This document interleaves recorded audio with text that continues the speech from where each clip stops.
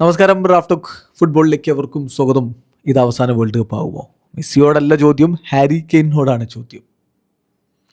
Harry Kane പറയുന്ന മറുപടിയാണ് അതിൽ ഏറ്റവും ഇൻട്രസ്റ്റിങ്. ഇപ്പോൾ തന്നെ ഞാൻ അതിനെക്കുറിച്ച് പറയാമെന്ന് പറയാൻ it's to early, സമയമായിട്ടില്ല.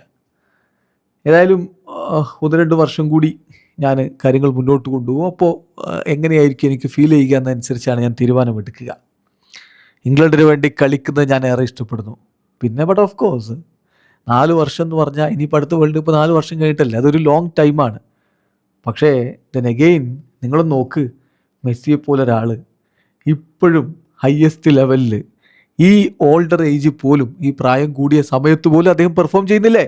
So I honestly don't know എന്നാണ് അദ്ദേഹം പറഞ്ഞത്. അതായത് മെസ്സിയൊക്കെ 39-ാം വയസ്സിൽ ഇങ്ങനെ കളിക്കുന്ന നമ്മൾ കാണുന്നുണ്ടല്ലോ.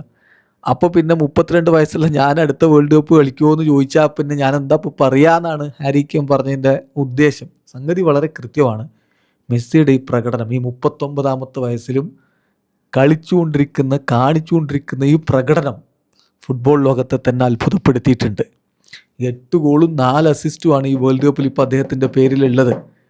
ശരിയാ, 40 വയസ്സുള്ള ആളും 41 വയസ്സുള്ള ആളൊക്കെ വേൾഡ് കപ്പ് കളിക്കാൻ വന്നിട്ടുണ്ട്. പക്ഷേ ഇമ്മാതിരി കളി കളിച്ചിട്ടില്ല. അതാണ്, കളിക്കാൻ പോവാന്നുള്ളതല്ലല്ലോ, കളിച്ച് ആ കളി അങ്ങ് അടക്കി വാണ് ടീം പുറകെ നിൽക്കുമ്പോൾ മുന്നോട്ട് കൊണ്ടുപോയി അങ്ങനെ കളിച്ചുകൊണ്ടിരിക്കുന്നത്. അതാണ് ഹാരി കെയ്ൻ പറഞ്ഞ വാക്കിലെ പ്രധാനപ്പെട്ട കാര്യം.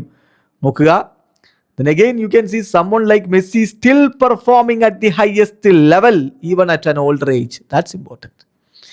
ഈ പ്രായത്തിൽ ഇപ്പോഴും മെസ്സി ഇങ്ങനെ കളിച്ചുകൊണ്ടിരിക്കുന്നത് കാണുമ്പോൾ പിന്നെ ഞാൻ വിരമിക്കുമെന്ന് ചോദിച്ചപ്പോൾ ഞാനെന്താ പറയാമെന്നാണ് അദ്ദേഹം ചോദിക്കുന്നത്. ശരിയാണ്, 32 വയസ്സേ ഹാരി കെയ്നുള്ളൂ. എന്തുകൊണ്ട് അടുത്ത വേൾഡ് കപ്പ് ഇങ്ങനെയാണെങ്കിൽ കളിച്ചുകൂടാ?